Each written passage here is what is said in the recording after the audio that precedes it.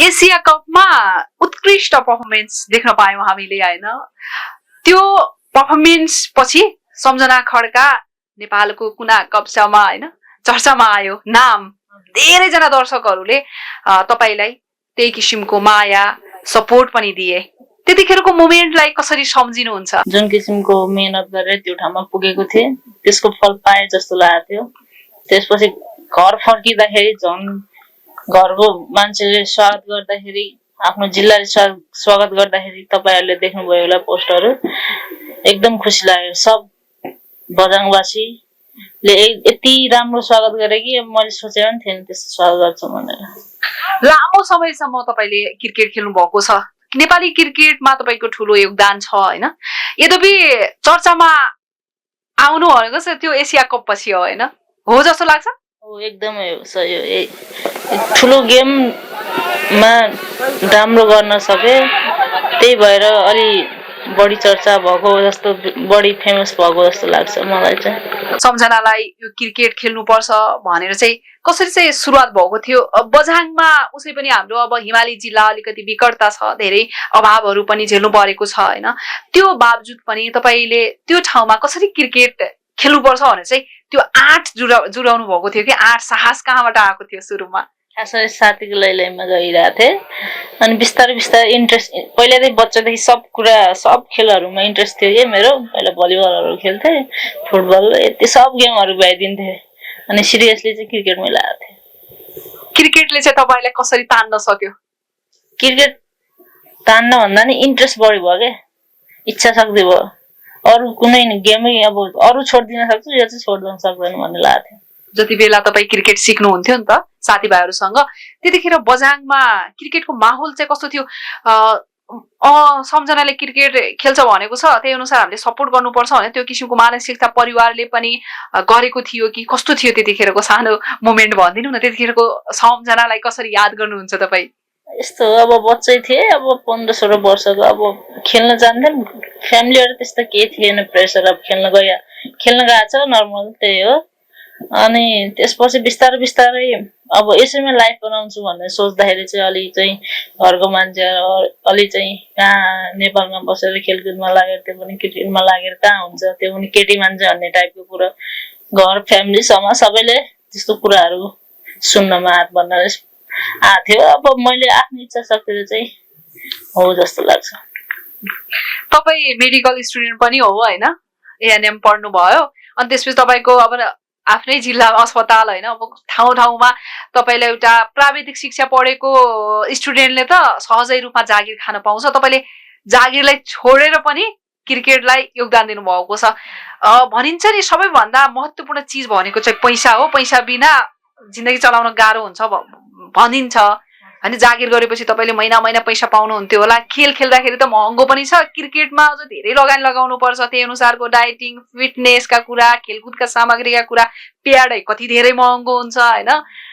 यो जागिर भन्दा क्रिकेट नै प्यारो लाग्यो है त्यतिखेर? हजुर, अहिले पनि त्यही लागिरहेछ।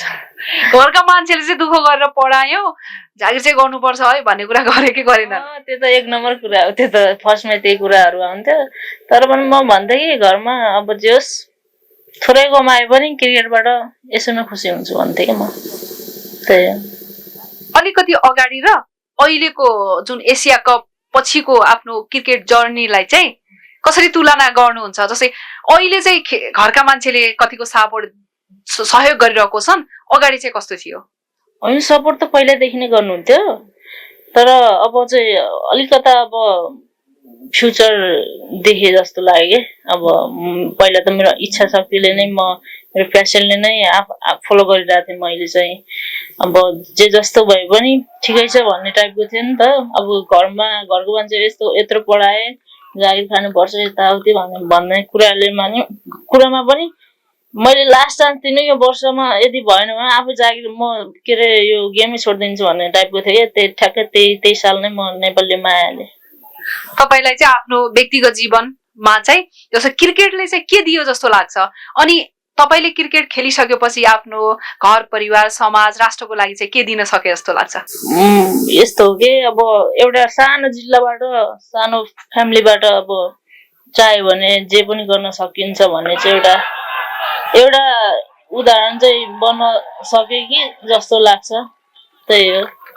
अब देशलाई के दिए भन्दा नि अब मैले चाहिँ देशलाई के दिन सक्छु भन्ने हो, त्यो कुरा हो ठुलो। नयाँ खेलाडीहरूले तपाईको खेल देखेपछि होइन म सम्झना दिदी जस्तै बन्छु पनि भन्ने कुरा प्रतिक्रिया सुन्छौँ कि हामी, सम्झना दिदी जस्तै बन्छौँ हामी भन्ने कुरा पनि छ। उनीहरूलाई चाहिँ के भन्न चाहनुहुन्छ? त्यही भन्छु, आफ्नो प्यासनलाई फलो गर्नु, आफ्नो खुसी के गर्दा खुसी मिल्छ त्यही गर्नु भन्छु म चाहिँ। कसको चाहिँ सपोर्ट आवश्यक हुन्छ एउटा महिला क्रिकेटरलाई? घर परिवारबाट चाहिँ कस्तो सपोर्ट चाहिन्छ त्यहाँनिर होइन? पैसै दिनुपर्छ भन्ने हुन्छ कि त्यहाँनिर ढाडस दिने कुरा, सम्झाउने कुरा, अनि जस्तै कोचको त्यहाँनिर कस्तो महत्त्वपूर्ण भूमिका हुन्छ। अनि त्यो सँगसँगै होइन राज्यको तर्फबाट अहिले त हाम्रो देशमा धेरैवटा सरकार छन्, केन्द्र छ, प्रदेश छ, सङ्घ भन्नाले स्थानीय सरकार पनि छ।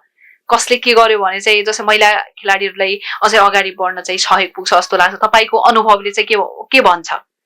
सबै घर परिवार, फ्यामिली, समाज, तपाईँको स्थानीय तह, जिल्ला, क्षेत्र, राष्ट्र सबैले नै गर्नुपर्छ जस्तो लाग्छ मलाई चाहिँ। किनकि यिनीहरूले गर्यो भने एउटा जुनसुकै मान्छेले पनि जेसुकै पनि गर्न सक्छ जस्तो लाग्छ। यिनीहरूले गर्दा एकदमै हौसला मिल्छ क्या। यिनीहरूले सपोर्ट नगरे एक्लै मान्छे कसरी गर्न सक्छ भने? घर फ्यामिलीको सपोर्ट चाहियो, कोचको सपोर्ट चाहियो, सबको सपोर्ट चाहियो। नेपाली महिला क्रिकेटको भविष्य अलिकति राम्रो छ भन्ने कुराहरू त सुनिन्छ होइन? खेलाडीहरू पनि तपाईँहरू त्यही अनुसारले लागिराख्नु भएको छ, अनेक चुनौतीसँग जुझ्दै फाइट गर्दै होइन त्यहाँसम्म पुग्नु भएको छ। अब चाहिँ जस्तै टुर्नामेन्टको हिसाबले प्रतियोगिताहरू तपाईँहरू वर्षमा एकपटक जस्तै पिएम कप खेल्नुहुन्छ, त्यही अनुसार के टुर्नामेन्टहरू त खेल्नुहुन्छ, तर टुर्नामेन्ट चाहिँ बढाउनु पर्छ जस्तो लाग्छ कि लाग्दैन तपाईँहरूलाई? जस्तै वर्षमा एकैपटक मात्र खेलेर बस्ने अनि त्यही भएर चाहिँ हात बाँधेर बस्दाखेरि चाहिँ अलिकति नराम्रो लाग्छ होला कि तपाईँलाई कस्तो लाग्छ? टुर्नामेन्टको विषयमा चाहिँ के हुनुपर्छ जस्तो लाग्छ? त्यही हो, जतिवटा म्याच खेल्यो उति खेलाडी पनि उत्पादन हुन्छन्, राम्रो प्लेयर पनि उत्पादन हुन्छ। त्यही भएर धेरैभन्दा धेरै म्याच हुनु चाहिँ जरुरी छ। वर्षमा एकचोटि भइरहेछन् पिएम कप, अरू पनि म्याचेसहरू थप्न सक्यो भने राम्रो हुन्छ जस्तो लाग्छ। जस्तै केटाहरूकोमा अब गेमहरू भइरहेको हुन्छ, डोमेस्टिकदेखि लिएर इन्टरनेसनल सबै गेमहरू। त्यस्तै गरी केटीहरूको पनि भयो भने एकदम राम्रो हुन्छ, चाँडै नै एकदमै राम्रो हुन्छ केटीको। हजुर, त्यही हो। तपाईँलाई चाहिँ जस्तै खेल खेल्दाखेरि चाहिँ के कुराले चाहिँ एकदम बढी मनमा चाहिँ टच गरेको, एकदम मोटिभेट हुने कुरा चाहिँ के छ? जस्तै यसको लागि चाहिँ मैले खेल्नुपर्छ है भने जस्तो त्यसो के कारणले चाहिँ तपाईँलाई ऊर्जा आउँछ हरेक दिन? जस्तै हुन्छ नि कुनै काम गर्दाखेरि होइन, म यो कारणले चाहिँ बढी मोटिभेट हुन्छु होइन, त्यसको लागि जस्तै एसिया कप जिताउनु छ, विश्व कप जिताउनु छ, नेपालको नाम चिनाउनु पर्छ, त्यही अनुसार चाहिँ मैले अगाडि बढ्नुपर्छ, त्यो किसिमको फिल हुन्छ कि के कारणले सबैभन्दा बढी क्रिकेटमा तपाईँलाई ऊर्जा चाहिँ के कारणले मिल्छ? ऊर्जा अब के कारणले मिल्छ भनौँ, अब जस राम्रो खेलौँ भन्ने सोच्छु हरेक टाइम।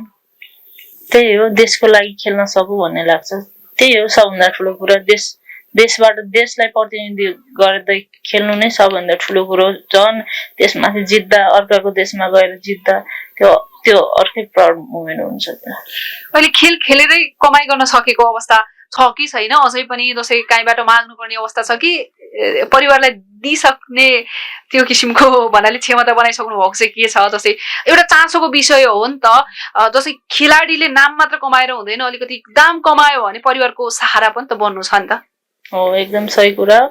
जस पहिलाको भन्दा पहिला घरबाट माग्नु पर्थ्यो, अहिले चाहिँ जस माग्नु पर्दैन। त्यही हो। सम्झनालाई हामी कहिलेसम्म मैदानमा देख्न पाउँछौँ? अझै कति वर्षसम्म चाहिँ देख्न पाउँछौँ मजाले? जबसम्म हात खुट्टाले साथ दियो त्यतिसम्म हो। त्यही अझै त्यसपछिको यात्रा चाहिँ अझै मैले चाहिँ देशको लागि चाहिँ यो गर्न सक्छु, नेपाली महिला क्रिकेटमा चाहिँ यस्तो गर्न सक्छु भने तपाईँको सपना चाहिँ के छ? हुन त अब जस्तै सपना कुरा गोप्य राख्नुपर्छ हुन्छ, तरै पनि समर्थकहरूले तपाईँको खेल यात्रा होइन तपाईँलाई आगामी दिनमा कसरी देख्न पाउने भनेर चाहिँ अपेक्षा त राख्छन् नि त। त्यही हो, अब मेरो मात्र नभएर सबै महिला क्रिकेटको सपना छ कि विश्वकप खेल्ने सपना छ। त्यो चाहिँ अब हामी लागिरहेछौँ त्यसमा काम गर्न गइरहेछौँ। त्यसैको लागि म्याचहरू हुँदैछ अब, ट्राई सिरिजहरू अझ आउने म्याचेसहरू पनि छन् रे, त्यही अनुसारको हामी प्रिपरेसन गरिरहेछौँ। सम्झना, तपाईँको एउटा आफूमा भएको गहना भनेको अलिकति शान्त स्वभाव होइन, एकदम अनुशासित होइन, बिस्तारै बोल्ने होइन। जस्तै एसिया कपमा तपाईँले हाफ सेन्चुरी प्रहार गर्दाखेरि के त्यो किसिमको एउटा कन्फिडेन्ट अलिकति होइन, जस्तै मान्छेमा हुन्छ नि आत्तिने र मात्तिने हुनु हुँदैन भन्छ नि, अलिकति शान्त स्वभाव चाहिँ यो अलिकति चञ्चलता चाहिँ किन आएन जस्तो लाग्छ भन्नाले के कारणले तपाईँले झन् म्याचुरिटी बनायो जस्तो लाग्छ? खेल्ने बनायो कि सानैदेखिको यस्तै बानी थियो? होइन, अलि शान्त चाहिँ पहिल्यैदेखि बच्चा भन्ने बानी नै यस्तै हो, तर त्यही हो बानी नै यस्तै भनौँ। अब के भन्ने त नि। सुदूरपश्चिमको क्रिकेट र अरू ठाउँको क्रिकेट चाहिँ कस्तो देख्नुहुन्छ? जस्तै सुदूरपश्चिममा धेरैजना सुदूरपश्चिमको प्रतिनिधित्व गर्दै विभागीय टिमसम्म पुगेका होइन, नेसनल टिमसम्म पुगेका तपाईँहरू हुनुहुन्छ नि त। फरक चाहिँ के छ? अझै सुदूरपश्चिममा चाहिँ यसो भइदिएको भए हामी अझै राम्रो गर्न सक्थ्यौँ, सुदूरपश्चिममा बढीभन्दा बढी खेलाडी उत्पादन गरेर भोलि राष्ट्रिय टिममा पुग्न सक्छन् भने त्यस्तो केही देख्न सक्नुहुन्छ भन्नाले चाहिँ? सुदूरपश्चिमबाट सब एपिएफमा हेर्नुहोस्, तपाईँको आर्मीमा अहिले त 7 वटा हामी छँदैछौँ होइन। के कारणले गएको भन्दा नि त्यही हो, अब जे होस् हल्का फुल्का खर्च पानी त चाहियो अब यत्रो प्लेयर भइसकेपछि, त्यही अलि पकेट मनीको कारणले पनि। अनि भएको चाहिँ पैसा दिनुपर्ने पैसा चाहिँ अब आफूले जित्दा पनि आफ्नो त्यो पुरस्कार चाहिँ अलि टाइममा नपाउने, जतिखेर नि फोन गरेर सोधिराख्नुपर्ने त्यस्तै स्थितिले एकदम अलि उ भएर नै अहिले चाहिँ स्यालेरी चाहिँ दिइरहेछ ज्ञानले प्रदेशको 2 जना बहिनीहरूलाई। अब योभन्दा अगाडि चाहिँ सायद यस्तो गरेको भए हामी कुनै पनि प्लेयर आफ्नो प्रदेश छोडेर जान मान्दैन, आफ्नो जिल्ला प्रदेश विभागमा जान कुनै रहर हुँदैन, सब बाध्यतालाई नै गएको। 10औं राष्ट्रिय खेलकुद हुँदैछ होइन कर्णाली प्रदेशमा, त्यसमा चाहिँ कसो पर्फर्मेन्स देख्न पाउँछौँ हामी तपाईँको? राम्रै हुन्छ। अब एज अ टिमलाई पनि लगेर अब एज अ सिनियर प्लेयर भएको कारणले अब टिमलाई अझ बेटर बनाउने सोचमा छु। अहिलेसम्मको जुन खेल यात्रा जीवन छ नि, त्यसमा चाहिँ आमा बुवालाई चाहिँ कसरी सम्झिनुहुन्छ अन्तिममा? आमा बुवालाई सपोर्टर, उहाँहरू नभएको भए म यहाँ पुग्थेन। फ्यामिली नै हो सबभन्दा ठुलो। आमाले बुवाले चाहिँ के भन्नुहुन्छ? जस्तै यहाँ टुर्नामेन्ट भइरहेको छ पिएम कप, यसमा चाहिँ सम्झना यस्तो गर्नुपर्छ भनेर दैनिक संवाद फोनमा हुन्छ कि हुँदैन? दैनिक भन्दा पनि यस्तो हो, अब म चाहिँ सोधिरहेको हुन्छु हेर्नुभयो कि नै भनेर, अनि पछि कहिले अब काममा हुन्छ हेर्नै पाएन भन्छन्, कहिले यस्तै जे होस् राम्रोसँग खेल्नु, फोन गर्ने बित्तिकै राम्रोसँग खेल्नु, यसरी खेल्नु भन्दा हस् मात्रै हो भन्ने हुन्छ भन्ने, यही हो कुरा नर्मली। एउटा छोरी मान्छेलाई जस्तै खेलकुदमा अझै अगाडि बढ्नको लागि चाहिँ अलिक चुनौती छ। जस्तै बिहेपछि पनि धेरैजना खेलाडीहरू पलायन भइसकेका छन्, हातमा बालबच्चा बाँधेर बस्नुपर्ने अवस्था छ। छोरी मान्छेको जीवन चाहिँ कस्तो हुन्छ खेलमा चाहिँ? खेलकै कुरा गर्दाखेरि तपाईँहरूकोसँग त्यो अनुभव छ नि त, अलिकति कठिनाइ हुन्छ कि नै केही नमान्यो भने त त्यस्तो गाह्रो हुँदैन भन्ने हुन्छ, के हुन्छ ल भन्नु त? अलिकति सामाजिक बन्धनमा पनि बाँधिएको छ नि त छोरी मान्छेहरूलाई। त्यो अब कसरी फ्यामिलीले कसरी सपोर्ट गर्छ भन्ने कुरामा मात्र हो। मलाई चाहिँ त्यस्तो लाग्छ है, फ्यामिलीले कसरी सपोर्ट गर्छ अथवा बिहे गरेको दिदीहरूले चाहिँ उनीहरूको फ्यामिली कसरी सपोर्ट गरेर आएको छ। जस्तै हाम्रो सीता दिदी हुनुहुन्छ होइन, बिहे गरेको 5-6 वर्ष भइसक्यो, अहिलेसम्म जे होस् भन्नाले बेबी प्लान गर्नु भएको छैन नि त। त्यो के को लागि भन्दा क्रिकेटकै लागि। फ्यामिली बुझ्ने भएर त होला नि, हस्बेन्ड बुझ्ने भएर त होला नि, त्यही हो, बुझ्ने हुनुपर्छ जस्तो लाग्छ। हुन्छ, हामीसँग जोडिएर संवाद गरिदिनु भयो सम्झना, धेरै धेरै धन्यवाद दिन चाहन्छु। त्यो सँगसँगै तपाईँको खेल यात्रा जीवन सुखद रहोस्। अझै पनि सम्झनालाई हामी अब आउने इन्टरनेसनल गेममा, एसिया कप, विश्वकपमा चाहिँ उत्कृष्ट पर्फर्मेन्स देख्न पाऊँ, तपाईँले शतक प्रहार गरेको देख्न पाऊँ। हस्, धन्यवाद।